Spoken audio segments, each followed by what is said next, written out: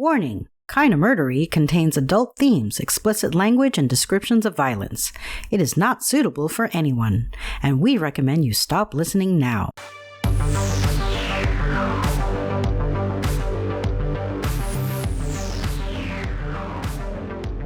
True crime with a dash of the paranormal, the garish, the strange, and the darkly comic. A podcast that's about more than just murder. It's my very own pocket dimension, home to a curated collection of bizarre and compelling stories. The unsolved, the unsettling, and the unbelievable. I cover it all, just so long as it's kinda murdery.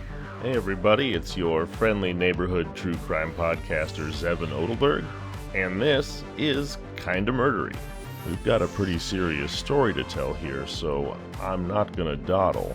This is part 2 of the McStay family murders, so if you haven't heard part 1 yet, go listen to it and then rejoin us. I'll save you a seat. And if you're all caught up, let's get straight to it. Kinda Murderies, the McStay family murders, part 2 starts now.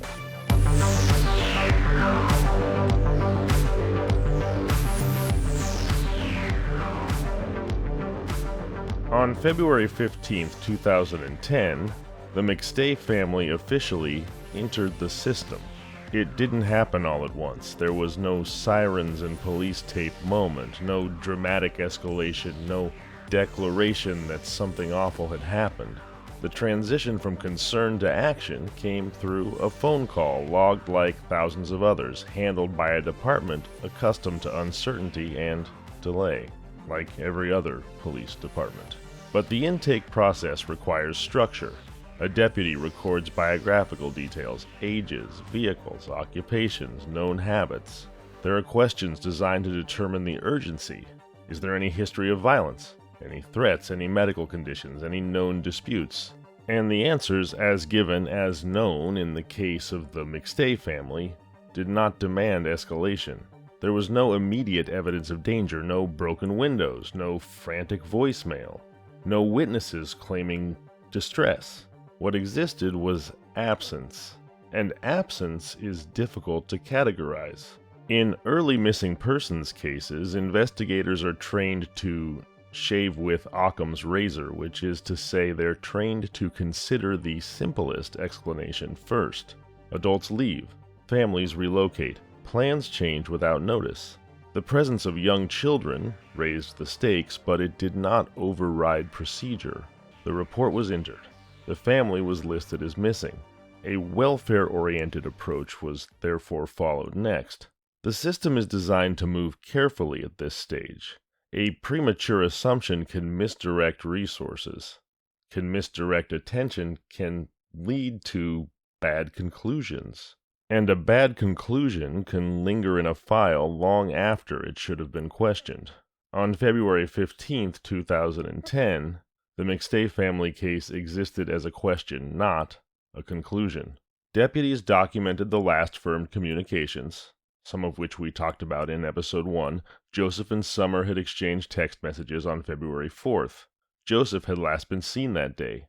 The family's dogs had been left behind. The family's vehicle, a white Isuzu Trooper, had been located days earlier near San Ysidro, close to the U.S.-Mexico border. That fact was noted, but not yet elevated. At intake, it was one detail among many. The missing persons classification did not automatically trigger a criminal investigation. Instead, it triggered verification. Deputies needed to confirm the family was not staying with friends, not traveling, not avoiding contact for benign reasons. They needed to confirm that the absence was real, sustained, and unexplained. The language used in the report reflected caution. There was no declaration of foul play. There was no assertion of danger. The file described a family that had not been seen or heard from and could not be reached. This distinction mattered. It mattered because within law enforcement, these early hours set the tone. How a case is framed determines how it moves. At this point, the McStay disappearance was not a crime scene. It was a missing family. But that missing family's family was understandably worried. They pressed for attention. They emphasized that Joseph and Summer would not leave without telling someone. They pointed to the children. They described routines that had been broken. Their statements were heard, but they were weighed against the absence of physical evidence. Investigators do not ignore family intuition, but they are trained not to substitute it for proof. The sheriff's department began standard checks: hospital admissions, jail bookings, border crossings, financial activity, phone records where accessible. Each of these steps took time. Each required confirmation. Each assumed that the family might still be alive and mobile. The case did not yet belong to detectives. It belonged to patrol-level procedure. Welfare checks, database entries, internal notifications, the kind of work that fills the early days of missing persons investigations, rarely remembered later, but foundational to everything that follows. There was no public announcement, no press conference, no headline. The family was not yet missing in the way that the public understands the word. They were missing in a file. By the end of February 15th, the McStay family existed in law enforcement systems as unresolved. Their names were searchable, their absence was acknowledged, and their case number had been assigned. Nothing else had changed. The house had not yet been fully examined. The assumptions had not yet hardened. The case had not yet chosen a direction. It had only begun. The Fallbrook house sat on Avocado Vista Lane, on a quiet residential street in an unincorporated part of northern San Diego County. I've described it before. It was a 2-story structure with light exterior, stucco over wood framing, typical of late 1990s Southern California construction. The lot was modest but not cramped, bordered by neighboring homes and set back behind driveways and low fencing. I mention it again only to add a new observation, that there was nothing about the property that distinguished it from others in the area, and that was a fact that would matter later. When deputies first approached the house in mid-February, they did so without the posture of a criminal investigation. There was no warrant at that point, no forced entry, no expectation of finding evidence. The purpose was verification. Confirm whether the family was present, whether the absence reported by relatives reflected reality. The initial welfare check did not include entry into the home. Deputies knocked. They announced themselves. There was no answer. The exterior offered no sign of disturbance. Doors were closed. Windows were intact. The yard showed no obvious signs of neglect beyond what might accumulate in a week or two. The dogs were present on the property, alive, alert, and contained. That detail was noted. Domestic animals left behind are not by themselves evidence of a crime. People leave pets with neighbors. People leave pets unattended for short trips. But when pets remain without arrangements, it raises a procedural flag.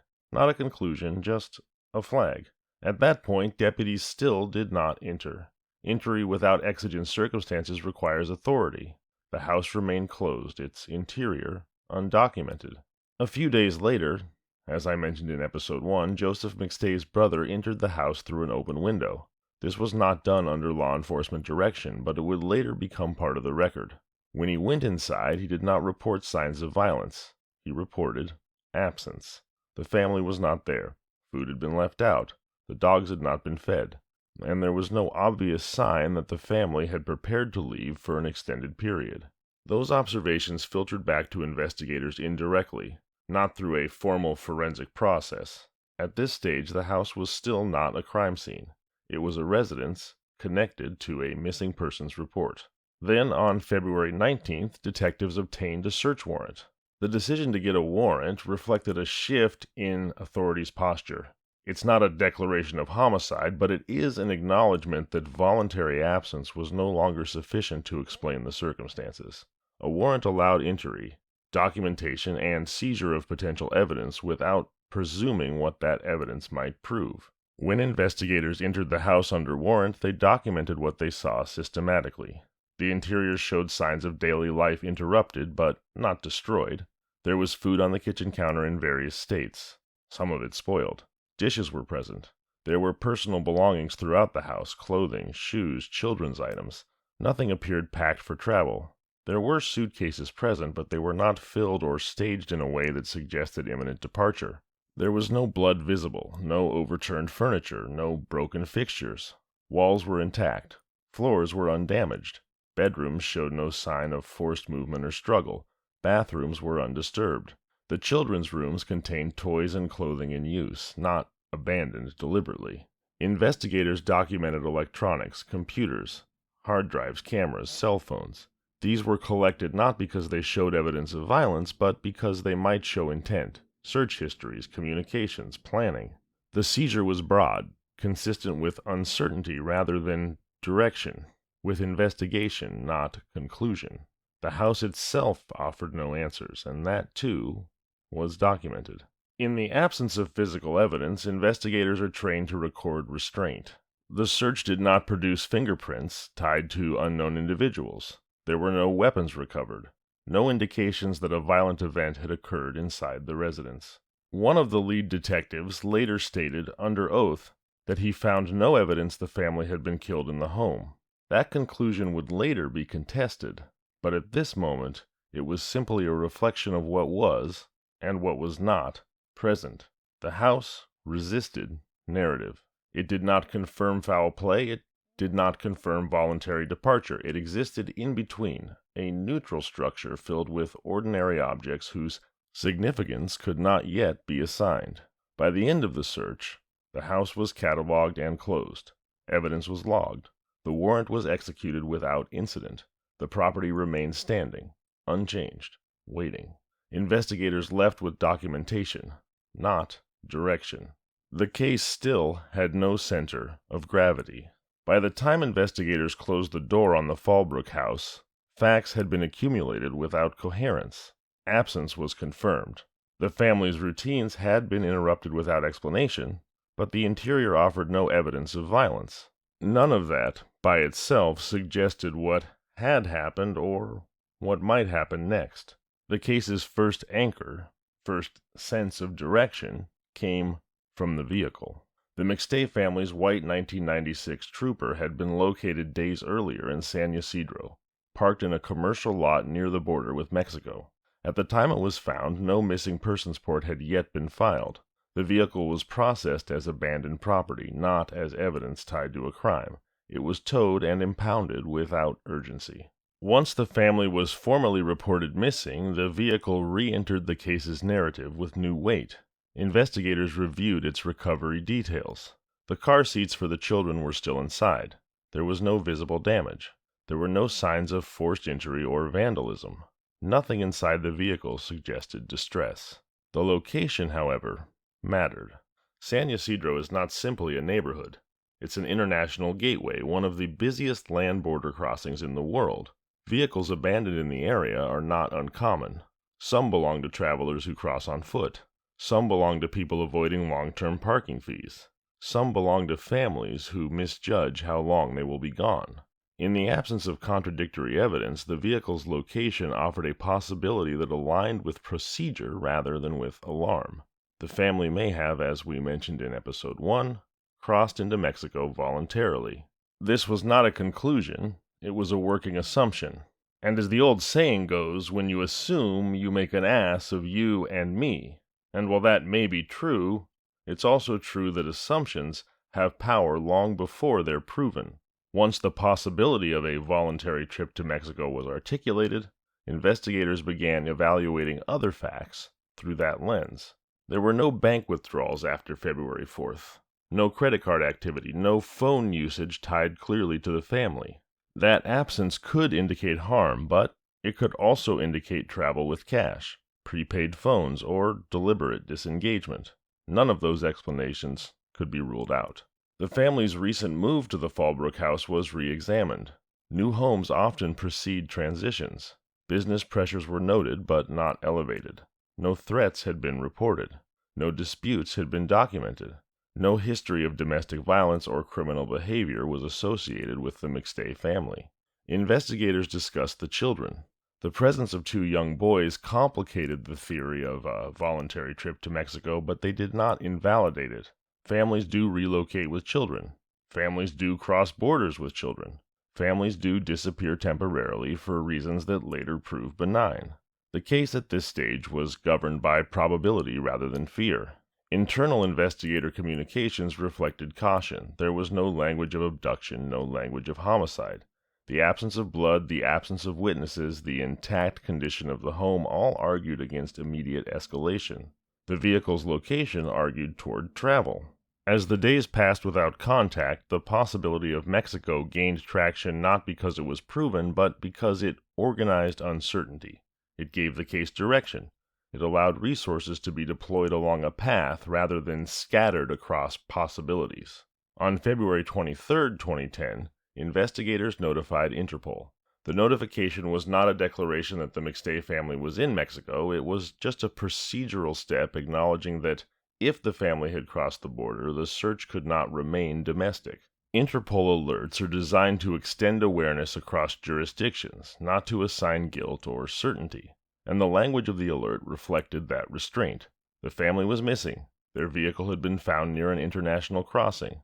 Authorities were requesting assistance in locating them should they appear abroad. And with that step, the case shifted jurisdictionally. The McStay family disappearance was no longer confined to San Diego County records. It entered an international system built for tracking movement rather than for solving crimes, because this theory did not require violence. It required geography. The case now had a direction, but no resolutions. The house had yielded nothing. The vehicle had suggested a path.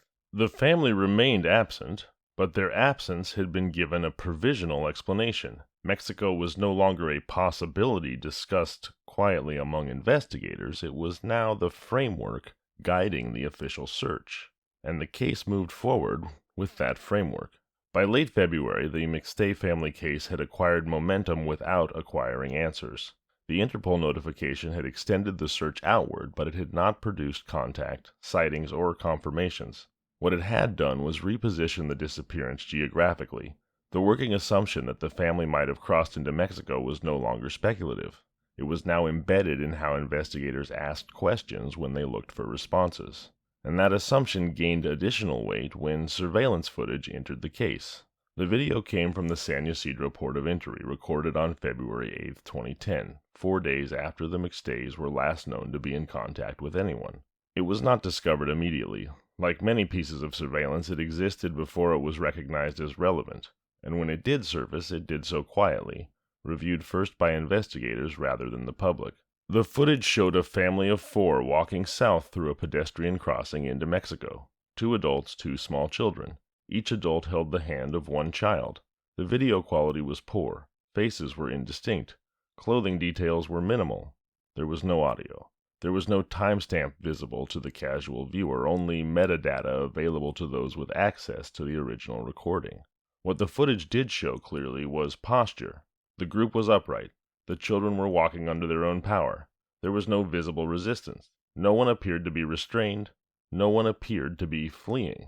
San Diego County Sheriff Sergeant Roy Frank addressed the footage publicly when it was released, and as was now a theme with the case, he chose language that emphasized restraint rather than certainty. He described the family in the video as appearing to be, quote, casually strolling into Mexico, unquote. He stated, quote, there was no sign any of the family members were in distress, unquote.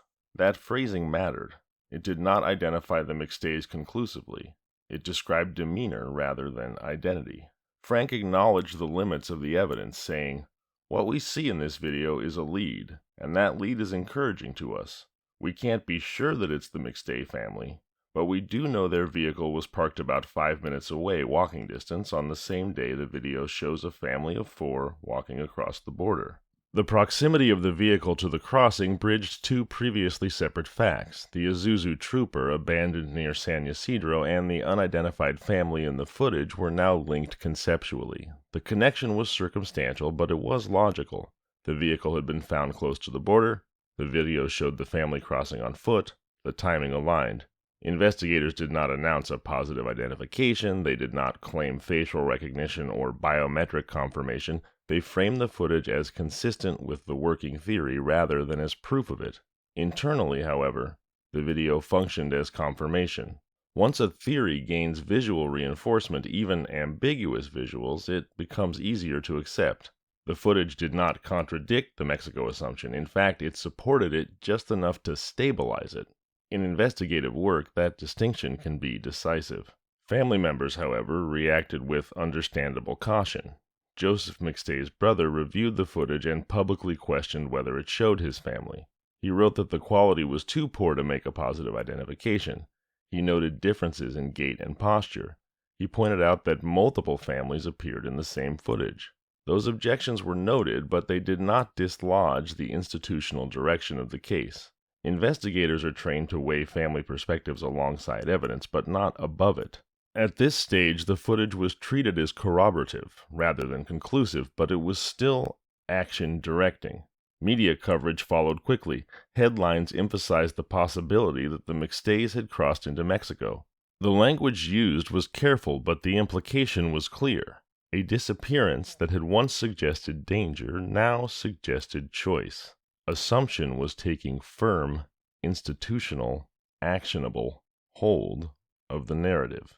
That shift affected how the case was perceived by the public and by agencies tasked with assisting. If the family had crossed voluntarily, the absence of contact could be explained by intention rather than harm. The lack of financial activity could be strategic rather than alarming. The presence of children, while concerning, no longer demanded immediate criminal interpretation. Within law enforcement, the footage reduced pressure to escalate. There was no longer a vacuum demanding explanation. There was a plausible narrative that fit the available facts. And that led to investigative inertia. By early March, the border footage had become central to the case file. It was referenced in briefings. It shaped outreach. It justified continued coordination with Mexican authorities rather than a pivot back to domestic criminal investigation. The case had not been solved. The family had not been located, but uncertainty had been narrowed, apparently.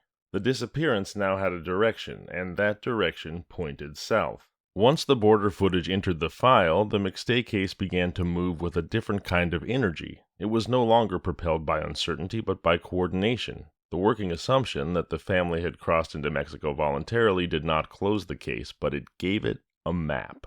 San Diego County Sheriff's investigators began reaching outward. Communication expanded beyond local agencies and into federal and international channels.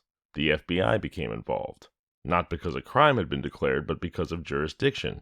If the family had crossed into another country, federal resources were better suited to assist. The FBI's role was limited and specific. Agents did not take over the case, they supplemented it. Their involvement centered on information sharing, cross-border communication, and the logistical challenges of locating U.S. citizens who may have traveled internationally without formal notice. Mexican authorities were contacted through established law enforcement channels. Requests were made to check airports, bus terminals, and known transit hubs. The inquiries were framed around location, not recovery. There was no allegation of harm attached to the requests. The goal was confirmation of presence. Interpol's alert functioned similarly. It did not accuse or warn, it informed. Should the McStay family appear in another country, through identification checks, hospital visits, or legal encounters, authorities would be alerted. It was a passive net cast wide, designed to catch movement rather than resolve mystery. Media coverage adapted to this new posture. Early stories that framed the disappearance as troubling but unclear began to emphasize possibility. Headlines reflected cautious optimism. The narrative shifted from fear to curiosity. A family missing under unknown circumstances became a family possibly starting over. Officials echoed that tone carefully. Public statements avoided definitive language. Investigators emphasized that the case remained open, that no conclusions had been reached. But they also spoke about the border footage as encouraging. The absence of visible distress in the video was repeated often, sometimes more so than its ambiguity.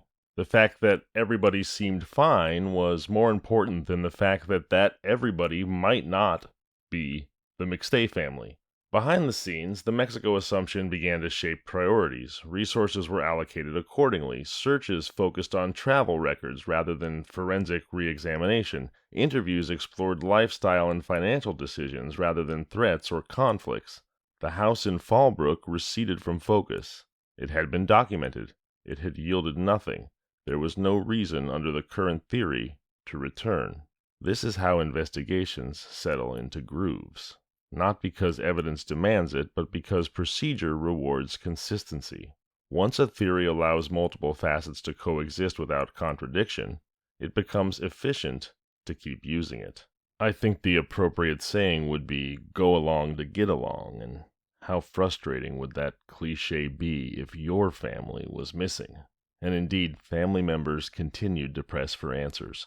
They questioned the assumption of voluntary departure. They pointed to the children. They pointed to the lack of communication. Their concerns were acknowledged, but they did not redirect the case. At this stage, there was no counter-theory strong enough to displace the existing one. So all the McStay family members left behind could do is grind their teeth in frustration as no real progress was made. Because the case of the missing McStay family was active, and it was moving, but it was also increasingly defined. By late March and early April of 2010, the McStay investigation entered a quieter phase. There was no formal announcement marking the shift, no memo stating that urgency had passed. The cooling just happened gradually through absence rather than action. No confirmed sightings emerged from Mexico. Airports returned nothing. Hospitals returned nothing. Border authorities returned nothing. The passive systems in place, alerts, notifications, coordination, continued to function, but they did not produce results. Public updates became less frequent. When statements were made, they reiterated known facts rather than introducing new ones. The family remained missing. The investigation remained open. Authorities continued to ask for information. The language did not change, but the cadence slowed. Internally, the case remained categorized as missing persons under a voluntary travel assumption. That classification mattered. It affected priority, it affected resource allocation, it affected how often files were revisited, and how aggressively unanswered questions were pursued. Cases like this do not end abruptly. They settle. They take on a status that is neither resolved nor urgent. Detectives move on to other work, checking back periodically, waiting for something, anything to break the pattern. So the McStay file, it didn't close, it waited. I'm getting frustrated just telling this part of the story, so as you can imagine, family frustration intensified during this period. Their attempts to re-energize the investigation were met with procedural explanations. Without new evidence, without contradiction to the prevailing theory, there was little justification for escalation. Law enforcement does not move on instinct alone, it moves on provocation. Media interest waned accordingly. Stories became occasional rather than continuous. The disappearance faded from headlines, replaced by newer, louder events. The border footage, once fresh, became familiar. Its ambiguity remained unresolved, but it was no longer debated publicly. The house in Fallbrook remained empty. Its contents stayed where they'd been documented. Time passed without reinterpretation. What had once looked interrupted began to, outside observers, to look abandoned. By early April, the case had reached a stable equilibrium. It existed within systems designed for long-term uncertainty. It was not solved. It was not declared cold. It was simply waiting. Waiting for contact. Waiting for confirmation. Waiting for contradiction. None arrived. The Mexico assumption held not because it was proven, but because nothing had yet arrived to break it. And then, on November 11, 2013, the McStay case re-entered the world without warning. For nearly 4 years, the disappearance had existed in a suspended state, documented, referenced, occasionally revisited, but largely governed by the assumption that the family had left of their own accord. There had been no confirmed sightings, no financial activity, no communications, and no definitive evidence of harm. The case remained open, but its posture had long since stabilized. That morning, November 11, 2013, the break came not from law enforcement, not from a tip, not from any system designed to locate missing people. It came from a motorcyclist. The rider was traveling through a remote stretch of the Mojave Desert north of Victorville, California, near Interstate 15, an area characterized by uneven terrain, scrub vegetation, and informal trails used by off-road vehicles. The Mojave Desert, a place so rife with murder that it inspired me to create this podcast in 2021. This particular patch of Mojave where our motorcyclist rode was open and exposed, cut through by dirt paths that wind away from the highway and into areas rarely visited except by those familiar with the region. Visibility is wide, but detail is easily lost against the uniform palette of sand, rock, and brush. At some point during the ride, the motorcyclist noticed something out of place on the ground. What he saw didn't look like debris or refuse. It didn't resemble animal remains. It was small, rounded, and unmistakably human. Bleached bone. An unmistakably human skull. The rider contacted authorities. San Bernardino County Sheriff's Department deputies responded to the location. The call was treated seriously, but cautiously. Reports of bones in the desert are not, as I'm sure you can imagine, unheard of, and initial assessments often involve determining whether remains are human, how old they are, and whether they represent a single individual or something more complex. When deputies arrived, they secured the area and began a preliminary examination. The skull was confirmed to be human. Its size indicated it belonged to a child. What had begun as a recovery inquiry escalated into a potential homicide investigation. The site was expanded. Additional personnel were called in. The area surrounding the discovery point was treated as a possible burial location, rather than an isolated find. As investigators widened their search, they located additional remains nearby. The bones were not scattered randomly across the desert floor. They were concentrated, positioned, buried. 2 shallow graves emerged from the sand. The graves were close enough to suggest a single event, but distinct enough to indicate deliberate placement. In one grave, remains consistent with an adult and a child were found together. In the second grave, additional remains were uncovered. The configuration suggested a family grouping rather than unrelated individuals. The recovery process unfolded methodically. Forensic specialists, including an anthropologist, were brought to the scene. The work extended across daylight hours and into the night. Each bone was documented.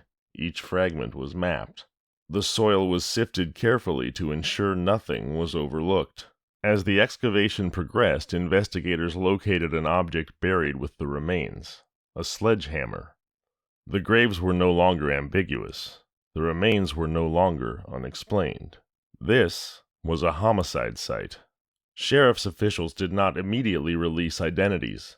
The process required confirmation through forensic means. Dental records would be needed. DNA analysis would be required, particularly for the children. Investigators were careful with language, aware of the weight of premature statements. What they did confirm publicly was the scope of the discovery. 4 sets of remains had been located. Please join me on Thursday, February 5th, for Part 3 of the McStay family murders. And hey, if you like the show, please tell your family, tell your friends, tell anybody you know who enjoys a true crime podcast. I sure would appreciate it. Thanks. I'm Zevon Odelberg, and this has been Kinda Murdery. If you like the show, please subscribe, review, and tell your friends. You can find us on social media at Kinda Murdery or email at kindamurdery@gmail.com.